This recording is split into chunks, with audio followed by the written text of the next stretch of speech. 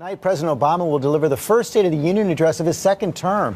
The White House promises a focus on the economy. The audience will be packed with victims of gun violence and advocates of gun rights.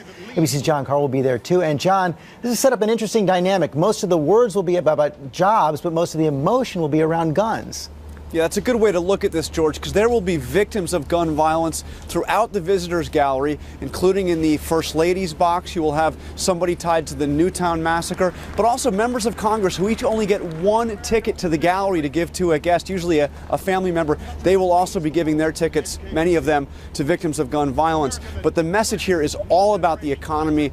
The White House says that is the message here. The president wants to drive home what has been a theme of his, which is the middle class is the driver of economic growth, and in a challenge to Republicans saying we cannot cut our way to prosperity. Look for new initiatives, new spending in this speech to stimulate economic growth. And the answer will come from the Republican Senator Marco Rubio, chosen to give the official response. It will be in both English and Spanish, of course. He's a rising star, the senator from Florida.